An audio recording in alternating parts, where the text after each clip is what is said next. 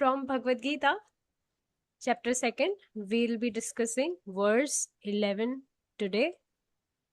So, in previous verse 2.9 and 10, we saw how Sanjay was speaking to Dhritarashtra, and in 2.9, he told Dhritarashtra that Krishna, because he is Rishikesha, he is Govinda, so he would somehow engage Arjuna in battle. And in 2.10, we saw, do you remember what we saw or discussed?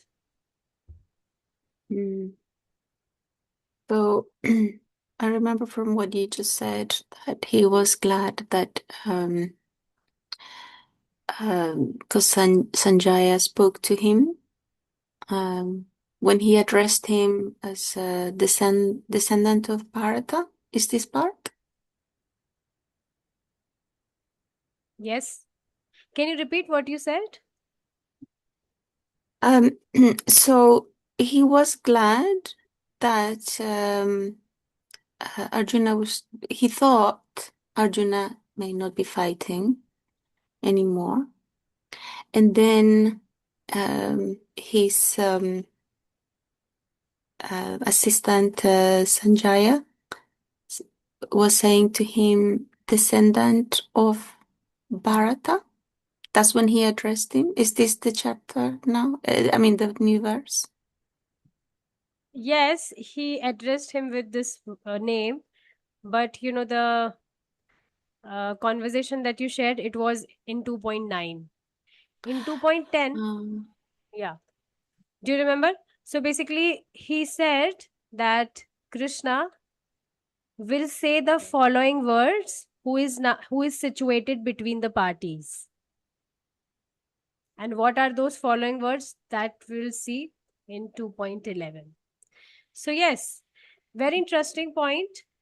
That he was situated between both the parties, and main reason for that was so that both the parties may hear whatever Krishna would tell to Arjuna.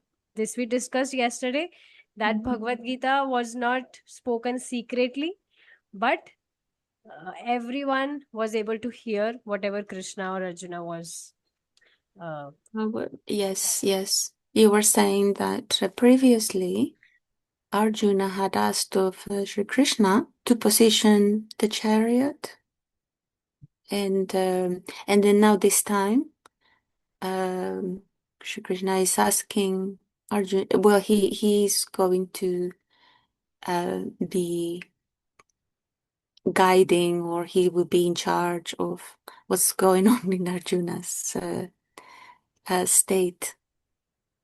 Yes. His state of mind. Yes. So now Sanjay, now Sanjay said these words in 2.10 that now Krishna would say, Vishidantam idam vachaha. He is saying the following words. See, spoke the following words to the grief-stricken Arjuna. And you know the interesting part? It's not following words doesn't mean just few words or few verses. Now, till the end of Bhagavad Gita, Krishna will keep on speaking. So it's quite interesting. Till chapter 18, now Krishna will continue speaking to Arjuna from this verse, 2.11. So let's see. Please sing after me. Shri Bhagavan Uvacha Shri Bhagavan Vacha Ashocyan Anvashocastvam Asujanan Vashojastvam Pragyan Vadansh Bhashase. Pragnavadam Bhajase. Very good. Gatasun Agatansunscha Gatasuna Gatasumscha Nanushocanti Panditaha. Nanushocanti Panditaha. Shri Bhagwan Uvacha. Is it now Jayati Mataji's turn? Hare Krishna. Yes, please sing, Jyoti Mataji. Shri Bhagwan Uvacha Bhagavan Uvacha Ashochan Avashocastvam Ashochan Anvashoshyasvam Pragyan Vadansha Bhashase Pragyan Vadasha Bhase Pragyan Vadansha Bhashase Pragyan Vadansha Bhagyase Gatanshun Agatamshumscha Katanshu Agyantunsha Nanushocanti Panditaha. Nanu Sochanti Pandita. Okay, we'll sing I'm this so verse one sorry. more. I'll sing this verse one more time so you can repeat with me, not after me, by keeping yourself on mute, both of you. Shri Bhagwan Uvacha Ashochan Anapshocastvam Pragyan Vadansha Bhashase Gatashun Agatashunscha Nanushocanti Panditaha. This is very interesting verse. Let's see. The Supreme Personality of Godhead said, while speaking learned words, you are mourning for what is not worthy of grief. Those who are wise lament neither for the living nor for the dead. So it's very interesting. See, Krishna is saying, you are mourning for what is not worthy of grief. So, Arjuna is lamenting which is not worthy for grief. So he is lamenting for those people who are not worthy for grief. Actually, this is not the real meaning. Real meaning is that soul, everyone is soul, and there is no any sense for lamenting for the soul. Soul is not a subject for lamentation. And if we talk about this material body, so this is temporary. This is destroying every moment. So this body is also not a subject for lamentation. So it's senseless, it's useless. So you are mourning for what is not worthy of grief. So Krishna is saying these words that you are lamenting not just once, but Arjuna was lamenting consistently for those people. But he was confused about what he is lamenting for, about soul or about the body. So yes, Krishna is kind of again chastising him that you are not listening. You are consistently lamenting which is not worthy. It's not useful, it's useless. So, my instructing master was giving an example. He's from IIT. Actually, he was from IIT.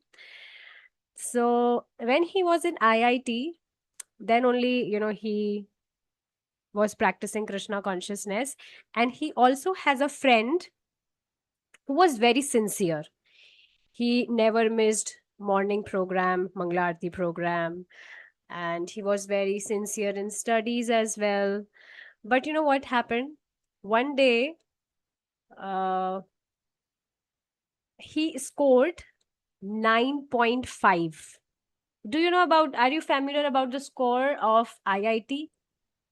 The total marking is out of 10. So out of 10, he scored 9.5. And he was crying with tears uh, because he scored 9.5 and not 9.8 or 9.9, something like that. He was crying with tears.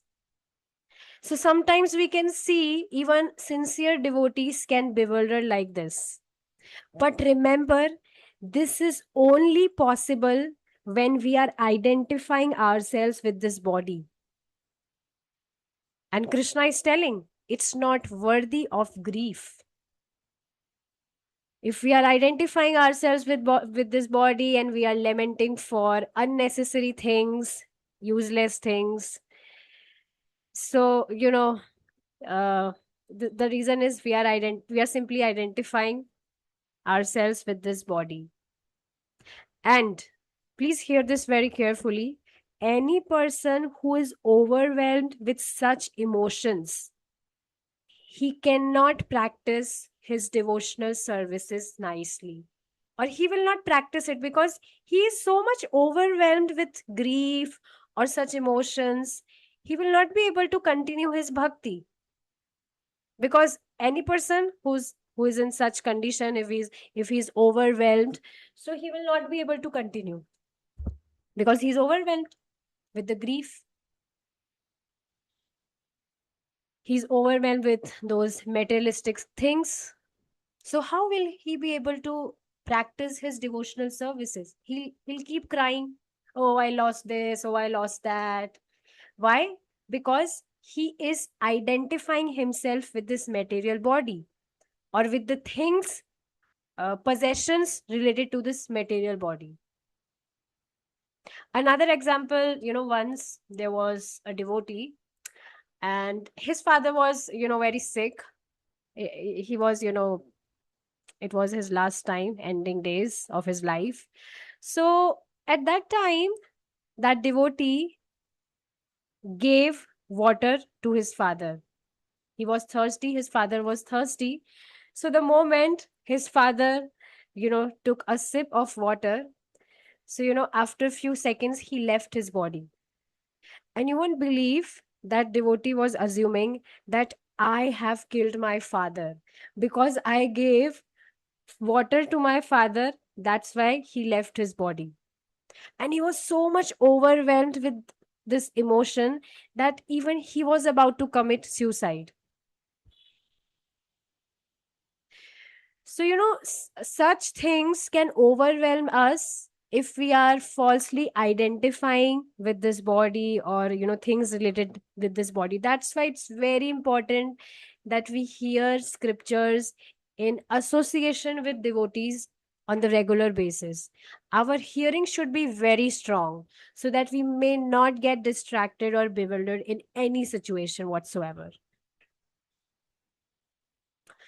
And yes, Krishna is also saying, while speaking learned words. So, okay, you're overwhelmed with grief, and on that also you are speaking such learned words, like you are a scholar or a pandita. Do you understand pandita? Yes. So you are behaving like you are a pandita. You are speaking like a learned pandita.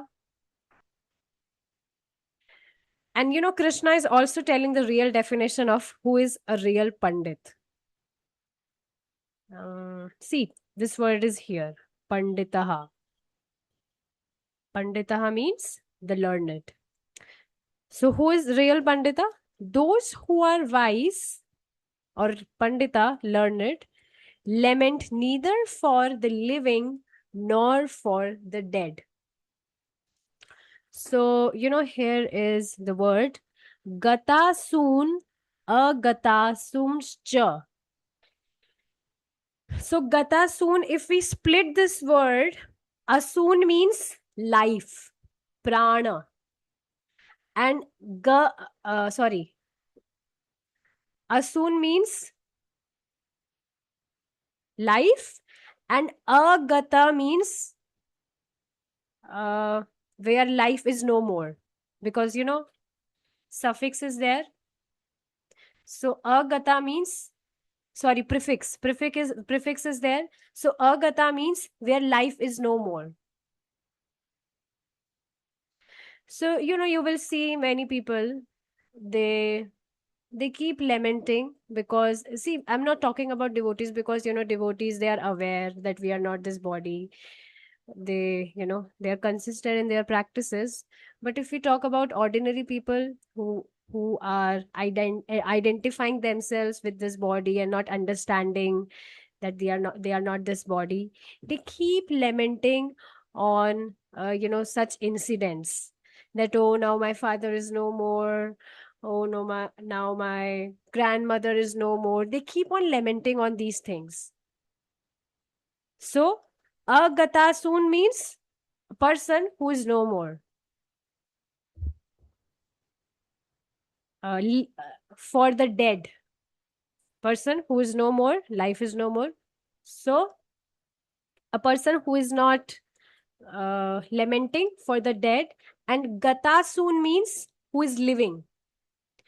Now you will see people who are living, people lament for even those people. Just like, for example, oh, my child is not studying nicely. So, people are anxious so much that, oh, my child is not obedient to me. He never listens to me. Or they keep on complaining like this, that, oh, my son is not getting married, just like that. So they keep on complaining like this. So here you can see they lament on for the living and for the dead, people who are identifying themselves with this body. But a wise person lament neither for the living nor for the dead. Now, very interesting point.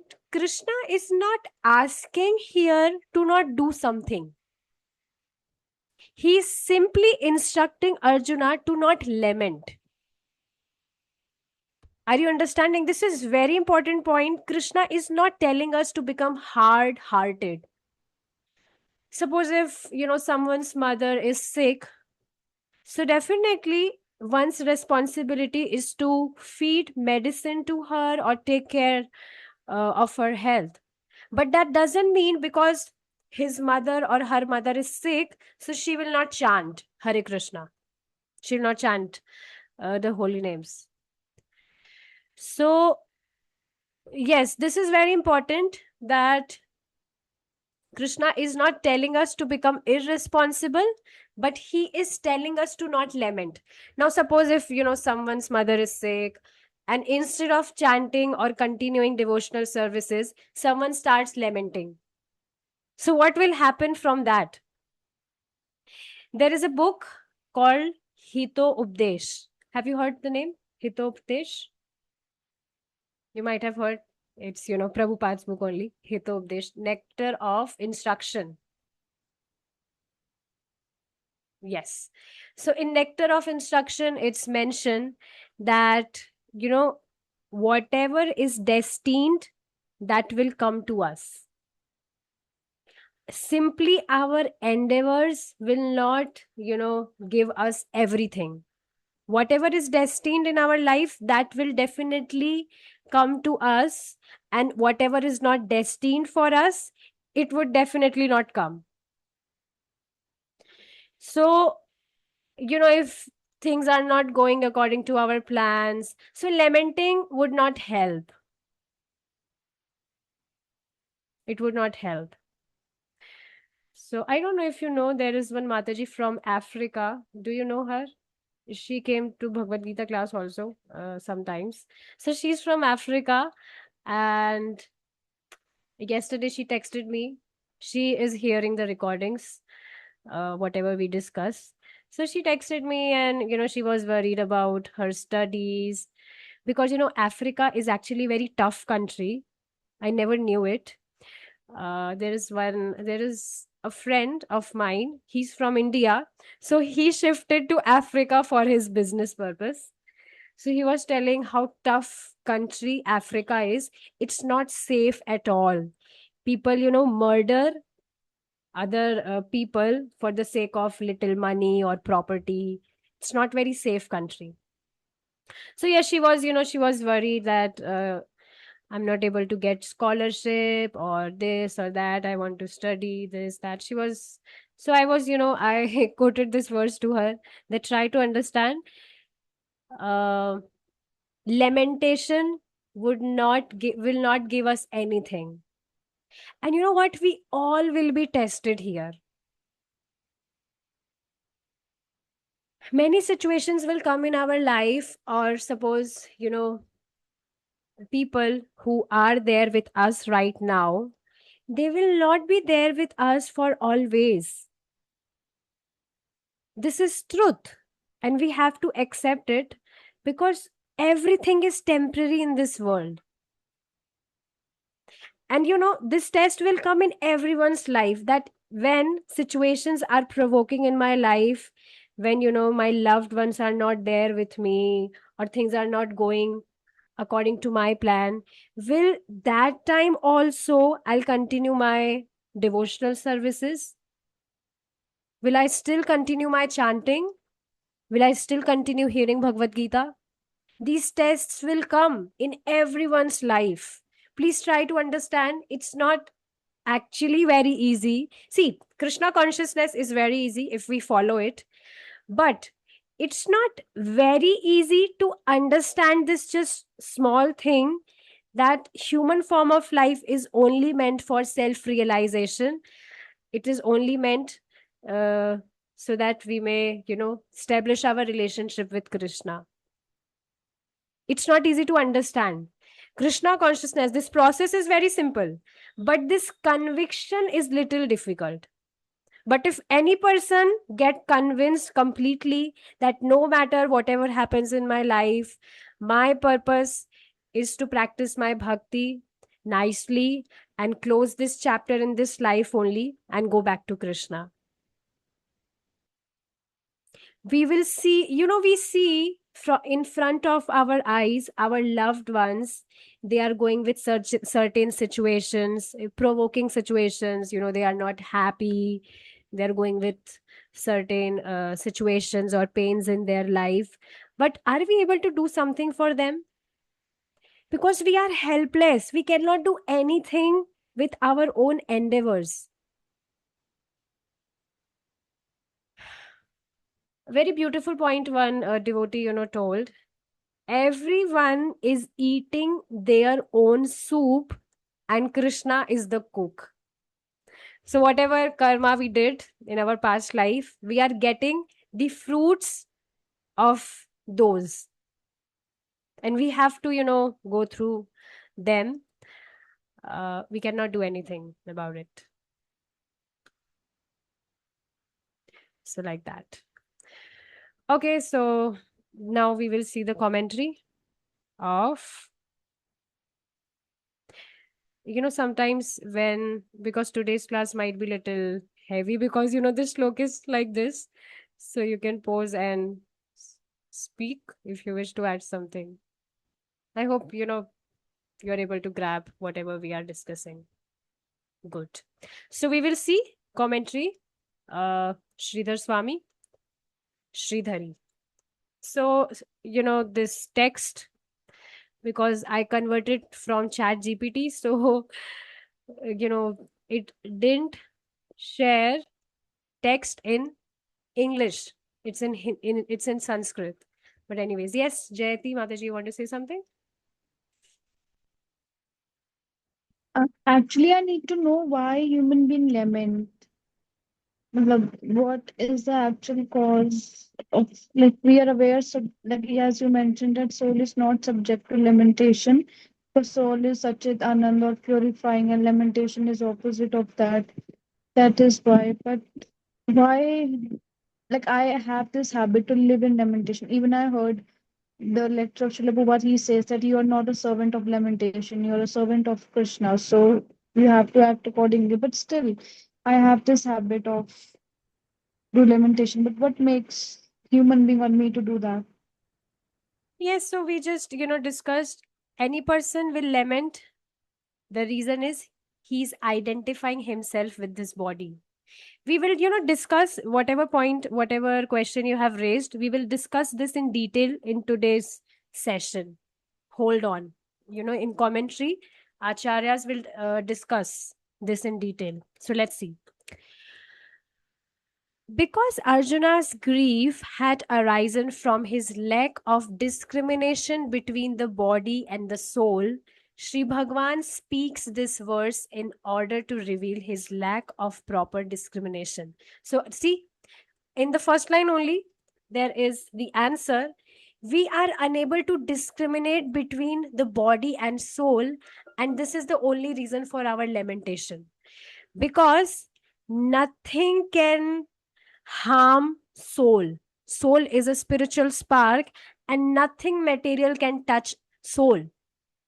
So because we are identifying ourselves with this body, that, oh, I am a girl and I have, such responsibilities, I have some such ambitions, this, that, and if things do not go according to our plan, and because we are identifying with this body and things related to this body, so we lament.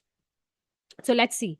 Shri Bhagwan speaks this verse in order to reveal his lack of proper discrimination. So I would sing it. These verses are those verses which we have discussed in our, previous chapter. But this is today's verse only, which we just recited. Ashochan anushocastvam pragyavadanshcha bhashase gatasuna gatashunshcha nanushocanti panditah.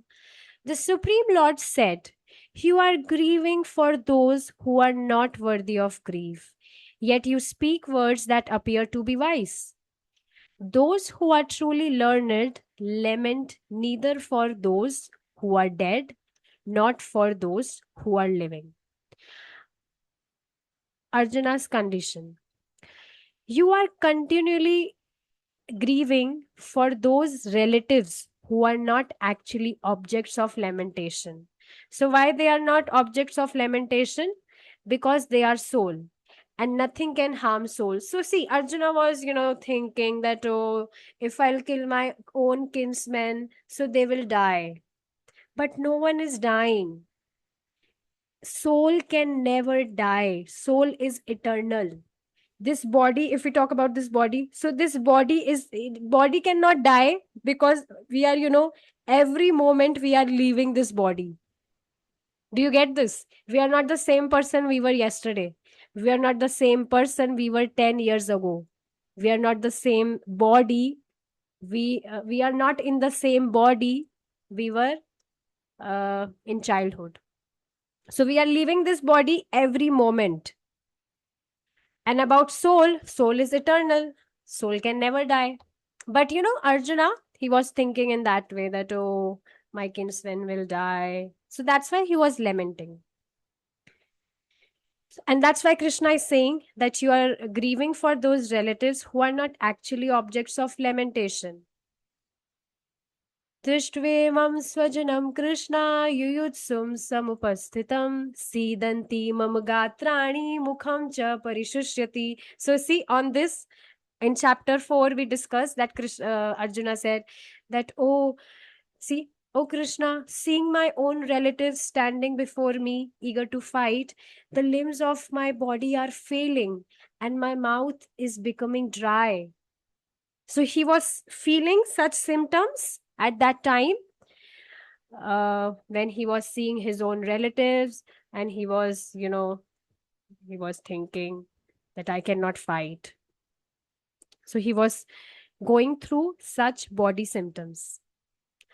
So on that, see, Acharya Sridhar Swami has put these verses, which we have discussed in first chapter, to basically conclude here that how Arjuna is confused. How Arjuna is confused? He would be quoting from different shastras, and from those quotes, it would appear as if he was talking about soul. But then also he is confused. So let's see. Shri Krishna's response. Then Shri Bhagwan says, Kutastava kashmalamidam vishme samupasthitam anaryajushtama swargam akirtim karan Arjuna. Oh Arjuna, how has this impurity overcome you at this critical moment?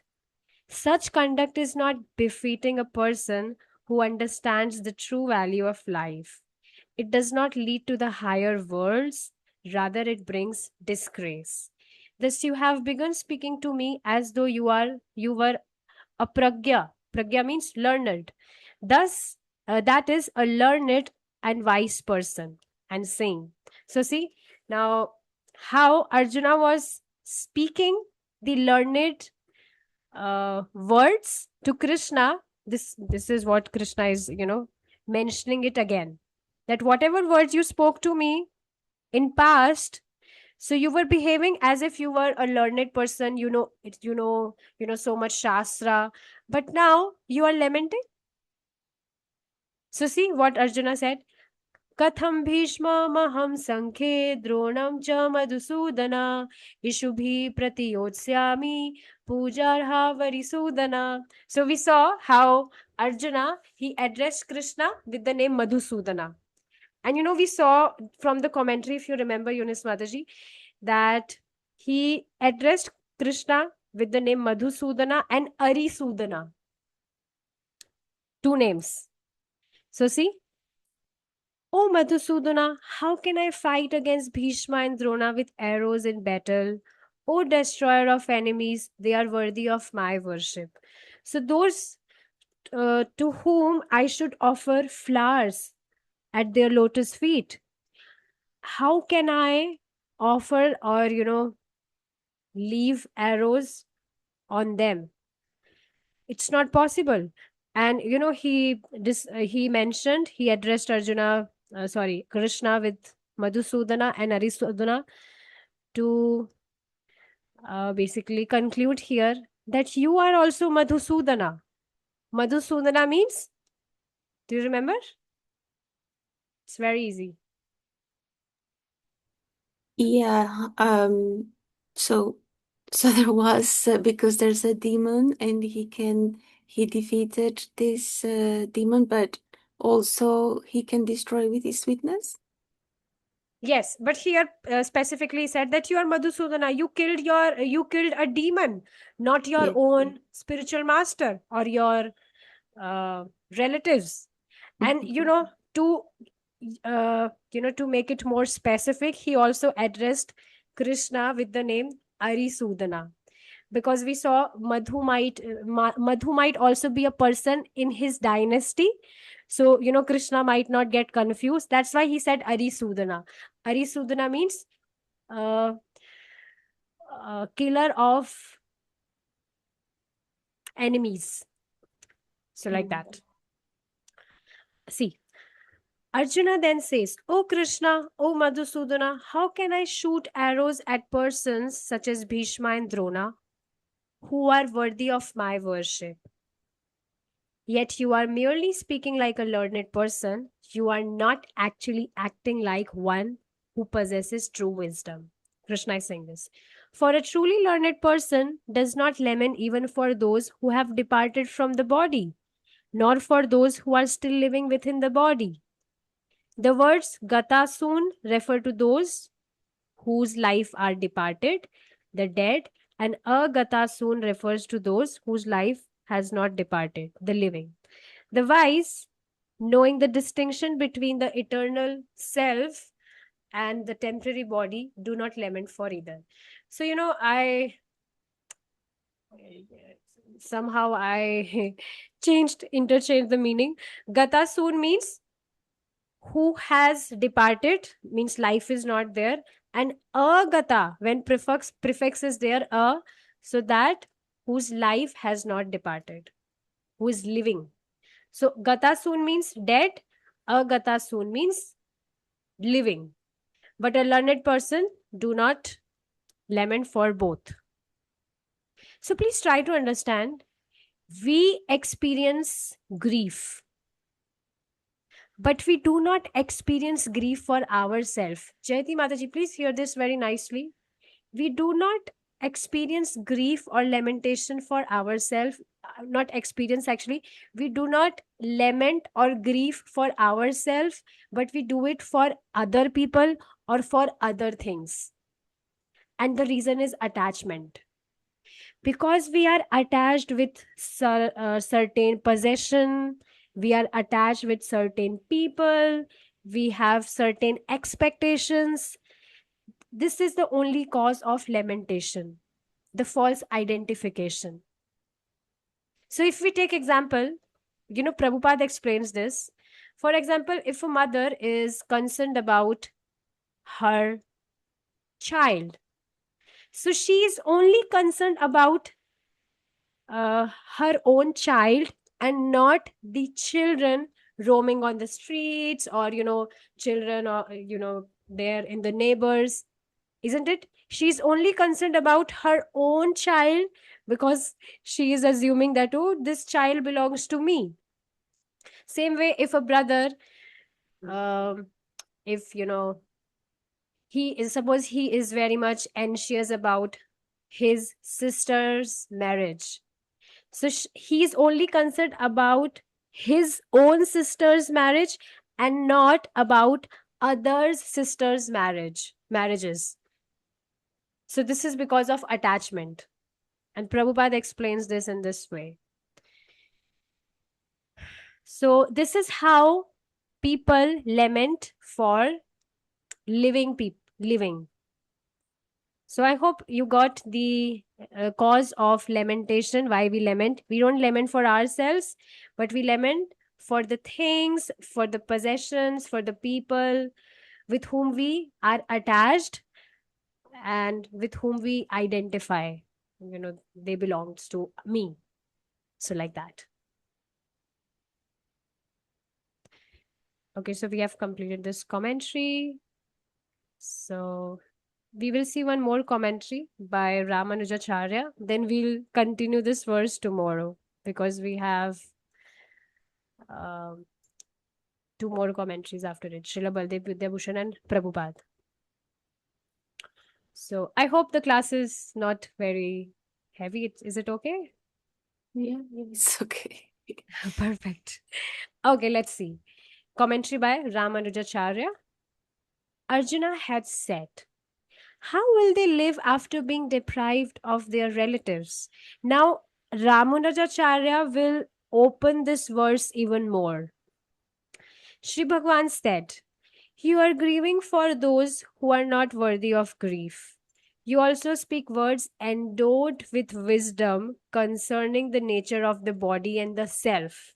So now here, those words would come which Arjuna spoke in chapter 1, and there his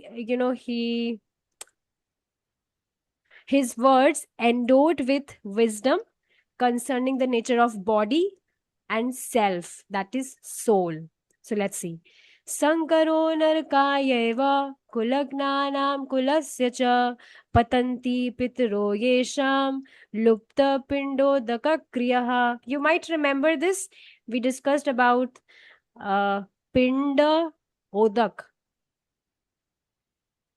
about ancestors. Pindak means food and odak means, do you remember? Is it over? Water. Odak means water. Oh, I see.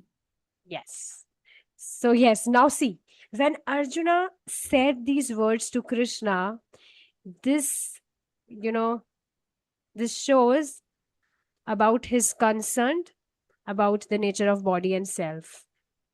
Because if suppose he would say that, oh, I am this body and this body will end.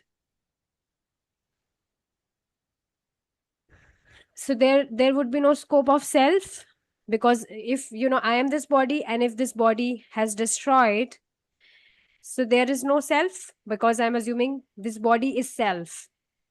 But here he mentioned about Narkayeva. Narak means hell, hellish planets. We discussed in this verse that how the coming generation, if they will not perform if they will not offer water and food to their ancestors, then their ancestors will have to suffer in hellish planets, right? So who will suffer in the hellish planets? So where such such things came about hellish planets or heaven planets, then this immediately shows that a person is little conscious about the next life. So next life exists, and if next life exists, so there is soul, which has not, even after leaving this body, that soul still exists. Only then he'll be able to go to hellish planets or heaven planets. Isn't it? This makes sense. And I don't know about West, but here, if a person leaves body, so relatives will give some news in newspaper, and they will mention that, oh, my this relative has went to heaven planet. They say like this, they put in the newspaper like this, or they have emerged in Brahman, or they have went to Vaikunt Loka. They just speculate like this, but they write in the newspaper like this. Does this happen in West also? I don't know what happens in West. They probably write rest in peace or something like that, right? Yes, yes. Yes. So you can see here, people, they are little bit conscious about that. Yes, next life exists. Because if a person, if he went to hellish or heaven planets, no one write that our relative went to hellish planet. No one writes like this. It's not appropriate as well. But yes, if they are mentioning like this, that they went to heaven planet or they merged to Brahman, so yes, they are little bit conscious about next life. See, this is very subtle point. Now we didn't uh, think like this that time when we were discussing this verse. So Bhagavad Gita is very deep, and we are able to relish these different meanings because of acharyas. Otherwise, we can never think in that way. So see, from the increase of unwanted progeny, a hellish condition certainly arises both for the family and for those who destroy the family tradition. The forefathers of such degraded families fall because the offerings of food and water made to them cease. For those who possess knowledge of the nature of the body and the self, there is no reason for such grief. So, Gata soon meaning the body from which the life principle has departed, and Agata soon meaning the body in which the life principle has not departed. Those who know the true nature of both do not grieve. So, next time, whenever we grieve or we lament, so we should, try to remember all these things, that nothing is harming me because I am not this body. I am soul, and nothing is harming me. Let's understand this with another example. Today, I was little, in case you think that I'm a pure devotee, it's not like that. I was also, lamenting today morning. Not lamenting that way, but, very amazing reflection also came in my mind. So I connected with two people. I don't know them, but from social media, I connected to them, and I tried to uh, preach them that, oh, you should chant, you will feel peaceful, you will feel this way, that way. But they were not interested. They said, no, no, we don't have time, we don't have time even to sleep or even to eat. What to say of chanting? We can't chant, this would be too much. So then I didn't say anything. I was actually not texting that. Okay, it's okay if, we'll see in future if they wish to come. But you know what happened today morning when I checked? So they removed me. Yes, because it's okay, because they connected with me with some other intention, but because their intention was not fulfilled, so it's okay. They went, they left. So yes, so I was little bit, in I was thinking that, oh, why this happened. But you know what? Later, I was trying to preach myself. I always do this whenever I feel I go through such, emotions.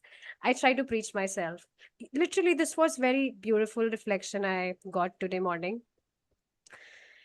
That I really don't have to get attached, because I have such tendency. If I try to preach someone, and if they are interested even little percent, because they were greeting me with Hare Krishna and all those things, so I have this tendency, I become attached, that wow, I should try more, that they may come.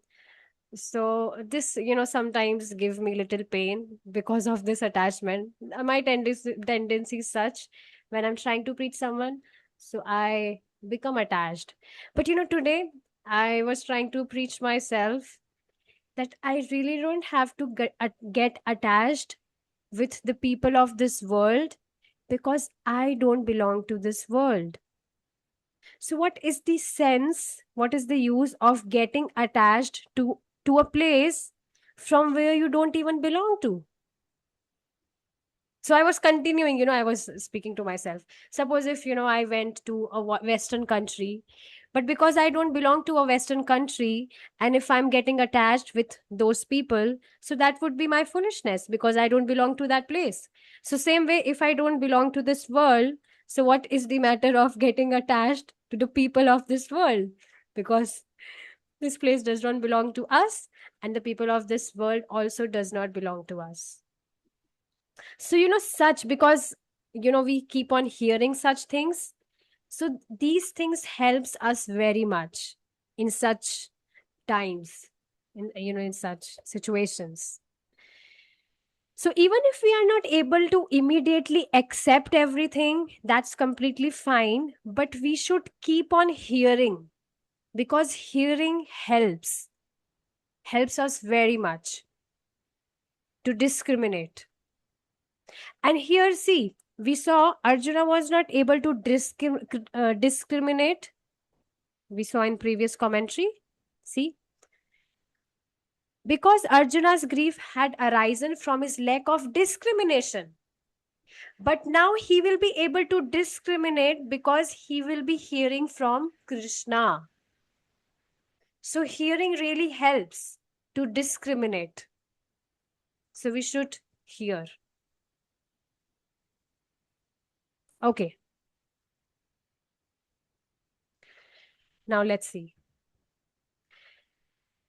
So Gata soon here, meaning the body from which the life principle has departed. So Gata soon means it's for body. And Agata means it's for soul, meaning the body in which the life principle has not departed. So, actually, I was not confused, because Prabhupada will take this meaning only of Gata soon and Agata soon, but Acharya has taken different meaning, opposite meaning. Just like, I don't know if you were present at that time. There was one verse where Duryodhana used two words, Paryaptam and Aparyaptam. Paryaptam means, Jayati Mataji, do you understand the meaning of Paryapt? It's very easy, if you know. Pryapt means achieve. No, Paryapt means enough. यह मेरे लिए पर्याप्त है. This is enough for me. So like that. Yeah. Got it. Yes. So Paryapt means enough, and Aparyapt means which is not enough. But Prabhu, Srila Baldev Vidyabhushan and Prabhupada took opposite meaning of it. They took Aparyapt as enough, and Paryapt means which is not enough. So like that. So sometimes, Sanskrit is technical, so things can be like this. So yes, Gatasun here is for the body, and Agatasun is for the life. That who know the true nature of both do not grieve. Now let's, understand this with another example. My instructing master was telling, he asked with a person that who achieved this degree of LLM. Do you understand the meaning of LLM? It's a degree in law. So that devotee, he replied, "Oh, Prabhuji, you know everything." But means, he was, understanding that Prabhuji is asking in what direction, that who has achieved this degree. So he said that, yes, Prabhuji, you know everything. But on that, he said, but I wanted to know how much you know about it. So, we know many things. We hear from scriptures. We know the complete theory. But we will only be able to see the transformations if we really apply it in our life. Isn't it? So if we really, whatever we are hearing, if we really uh, apply it in our life and discriminate things in that way, then there would be no scope of lamentation or grief. So, he continued, that devotee only asked once from him that, oh, Naradji got love of Godhead in just 4 months. But why we are taking, it's taking lots of time for us. We have been practicing from years, but it just takes 4 months for Naradji to get love of Godhead. So on this, my instructing master said, yes, because Naradji was not hankering after LLM. This is our condition. We ourselves want to stay here, and we are passionate about our career or this possession, that relationship. And then we say that, oh, I am practicing devotional services, and then also it's dealing so much. I'm enduring so much. I'm chanting every day. I'm doing this, that. But we are actually uh, distributing. Distributing means we are distributing our energy in different things. See, I want to share it very honestly. Earlier, when I came into Krishna consciousness, so at this age, youngsters, they are full of more of, they're full of and more of passionate about career, that I will do this in my life, that in my life. But when I was hearing Bhagavad Gita, so I was getting that, yes, we got this human form of life, and definitely it's not for making any career in this world or something like that, because everything is temporary. I was able to discriminate it very easily. But then also I was worried, because if I will not do something, then how will I be able to survive rest of my life? If I will not do any job, how will I be able to maintain everything? As if we are maintaining everything, as if I was maintaining everything. It's Krishna who maintains everything. So I was very confused. And from every direction, from my relatives, from family, from friends, there was pressure that, what are you doing? You should, I mean, what are you doing? This is not the time to do all such things, this, that. But to be very honest, like very, very honest, when I was not Krishna conscious, then also I was really not liking to do all these things, these jobs, these studies. I was never inclined to do these things. And later, when I heard Bhagavad Gita, and when I came to know all these things, so I was little relieved that I already had no interest in these things. And it's very nice. We are not meant to do these things. So, like I was hearing Bhagavad Gita on the daily basis, and gradually, because later verses will come where Krishna will tell that Krishna is maintaining everything. If he has given us this life, if he has given us this body, so he will also make people favorable in our life for our survival. See, if we really give our all to serve Krishna, then you will see how help will come. This is very true. But see, again, I'll repeat, Krishna consciousness is very simple, but this conviction is little difficult. that, oh, really, if I, completely surrender myself to Krishna, then Krishna will really maintain everything. Krishna is already doing that. But then also, but anyways, I'm not saying that you quit your job or quit your career. I'm not saying that. You continue whatever you are doing. But yes, this is one thing, that we should not lament. We should not overwhelm with grief if things are not going our way, because we are not the controller. So there is no point of lamenting. So we should remember all these things. You want to say something? Yes. Yeah, but we always want to take charge, and there's a saying. Well, once I had a packet of sweets, and it had a little message, and it said, "Relax, nothing is under control." So I found it that I really liked it, because I thought, how can you relax if nothing is under control? But it is actually making you see, just like what the scripture is saying, that you can't even, manage very simple things. How are you going to be in charge of everything? So you might as well just let go and relax. So that's why I was agreeing with what you said. Yes. I wish to say more things on it. We should remember that we have not been treating, or our treatment was not very nice in this world. Means we have not been welcomed on a red carpet. I hope you understand what I mean. And this happened with this happened with no one. They were not welcomed on a red carpet. We have been suffering in the womb for 9 months. So how is it possible, if we were not welcomed so nicely in this world?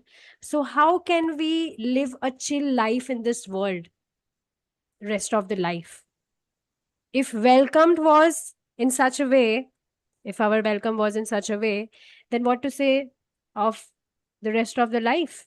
Because this is material world, and Krishna will tell this is dukhalyam ashashvatam. This world is full of misery. This is temporary. But people are, they are absorbed in materialistic things and lamentation. And it's not the very first time we are taking things so serious. Our career, our job, our relationships. It's not the very first time. We did this in our last birth also, previous to that birth also. And from eternal time, we have been doing this. We have been, cheating with ourselves. And that's why we are still trapped in this material world.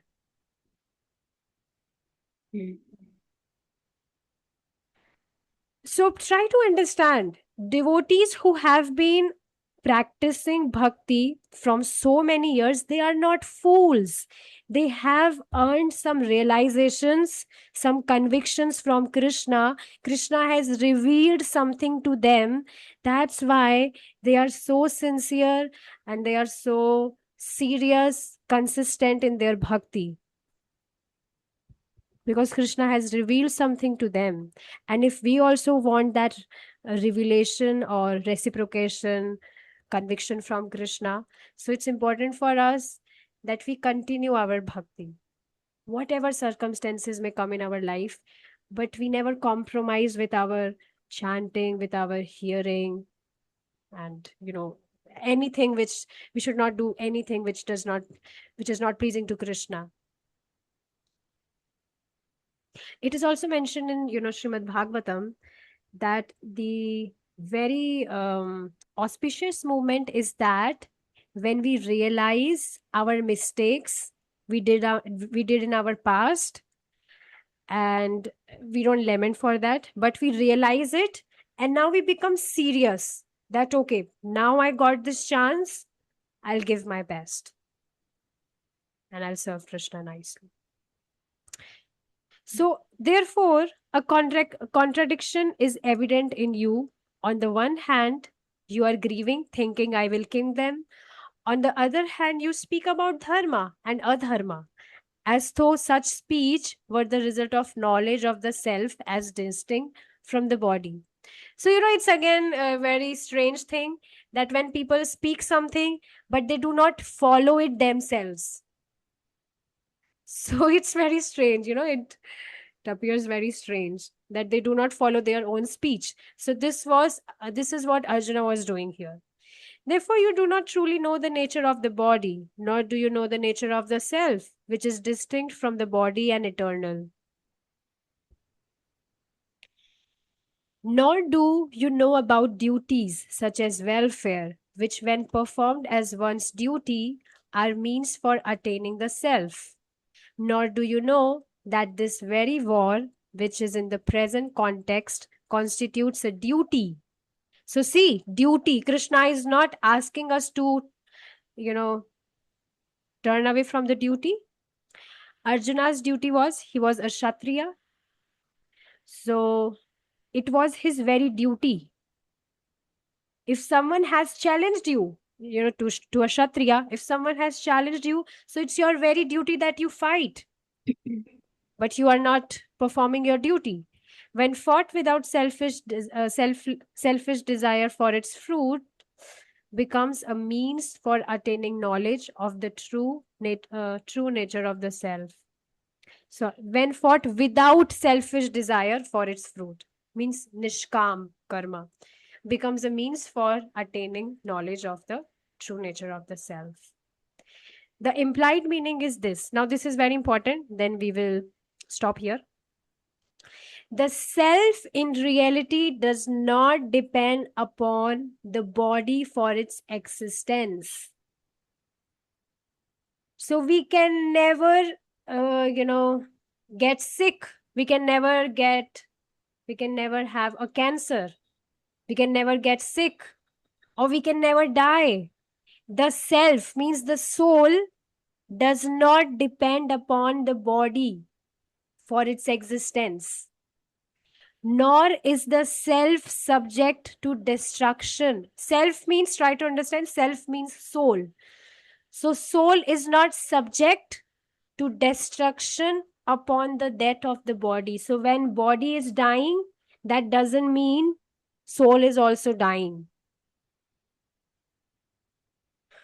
But problem is, when we identifying ourselves with this body, so we think, oh, we'll die, or that person is dying, because the self has neither birth nor death. So we has no birth or no death. So next time, Eunice Mataji, when is your birthday? It's in April. What? It's in the spring. This is ignorance. This is ignorance. You should try to understand when such questions are being asked in Bhagavad Gita class. So you should be smart enough to answer. See, we are reading the soul. Okay. So the soul has neither birth nor death, and you're telling that, oh, my birthday was in April. Is in April. Yeah. It's not like that. Yeah, maybe that's why we call conditioned, because we get that condition that when you're asked this, you have to say. Yeah. So we should be conscious. There was no birthday. Actually, it's actually not birthday. Anyways, I'll not say any negative here. But yes, it's not birthday. But people, they celebrate birthday. It's very strange. If a baby is, coming in this world, so he's never smiling. He's always crying. Have you observed this? Not You mean even the a day single. they are born? What? You mean the actual day when they were born? Yes, born means when, yes, this body, when they are born in this material world. So they are actually not laughing or smiling, they are crying. And that cry, we never cry when we are happy. Oh, I'm crying because I'm happy. No, we laugh, we smile when we are happy. But when we are crying, so that is because of sufferings, because of pain. which that child went through in the womb. So, it's complete ignorance why people are, celebrating their birthdays. It's not happy day at all. Therefore, there is no cause for grief. But the body, by its very nature, is insentient. It is subject to change, body, and its birth and death are natural.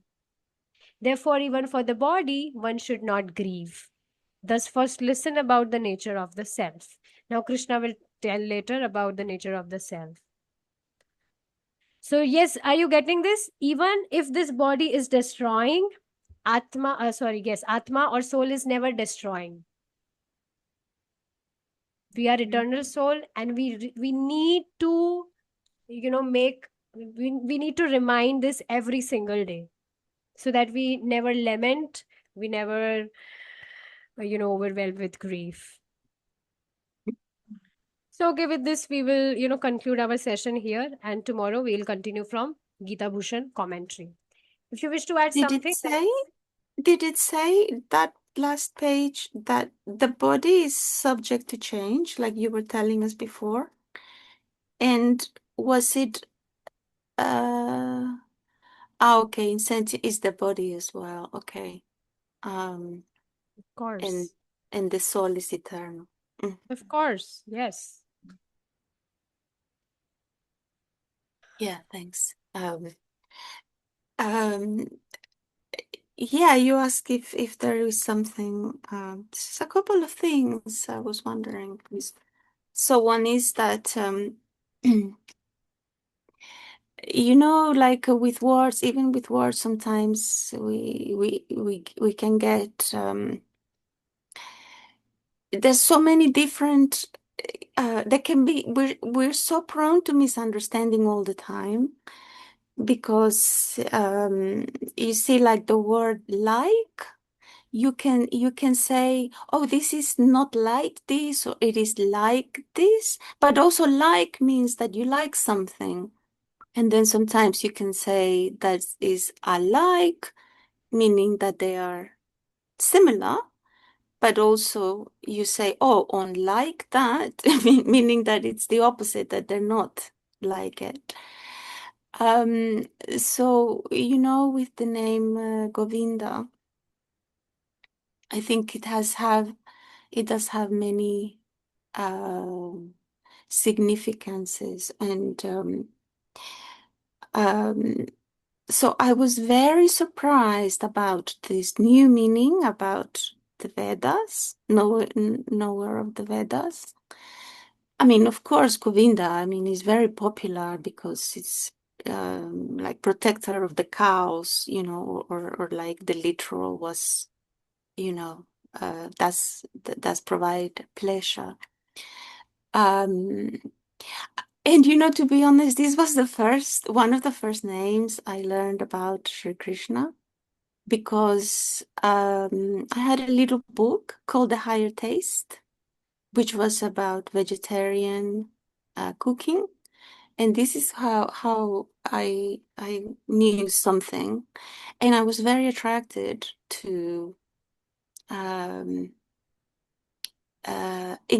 very curious about what is this about, and I believe there was a picture of Govinda, and I understood he was like protector of animals or cows specifically, and then it's so interesting that day you read about Govinda and the knower of the Vedas, and that we know this name related to the cows.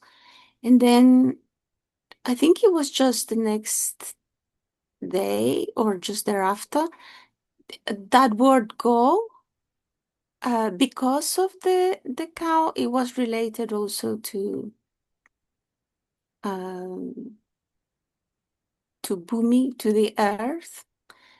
And when you asked me, I thought you wanted to know the one we don't think about. And I had heard that it's because Sri Krishna is protector of cows, but also protector of us. So sometimes Gopi, it's meaning the jiva. Yes. And So basically, he is also the one who gives pleasure to the senses. yeah. So there's all these meanings that I was reflecting on. That is because Shri Krishna has lots of names. And I wanted to ask, so one of the things that that was mentioned here was that because like we are um, identifying with being on this planet and our body and our attachments, and how do we try to not be too affected of what is called the illusory energy?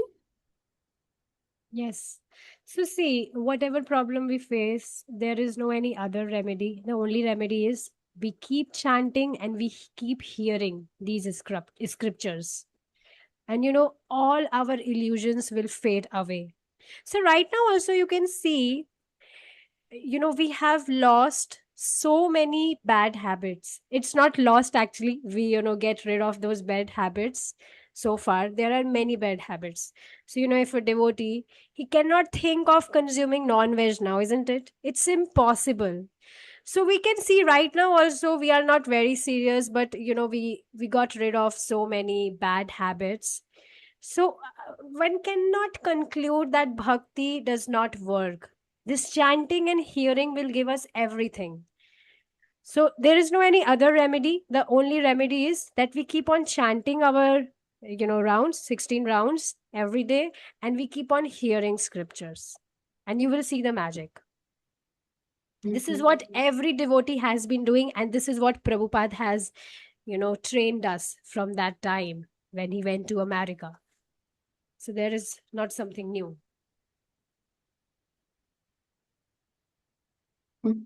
Yeah, thank you. Yes. And very important thing is just not hear scriptures, but also reflect on it. Just like, you share your reflections. It's very nice that later you think about what we discussed. It's very beautiful. It's needed actually. So, yes. Yeah. Okay. Anything else? Jayati Mataji, are you here? Yes, Mataji. Yes, you wish to share something, or yeah, whatever. No, No? Mataji. Okay. No. All right. Thank you so much for your association and time. We'll stop here now. Srimad Bhagavad Gita ki jai. Jai. Srila Prabhupada ki Jai. Hare Krishna.